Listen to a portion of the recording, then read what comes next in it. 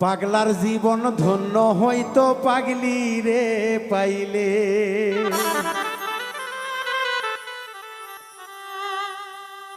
নিজে আল্লাহ ছিল পাগল সৃষ্টির মূলে,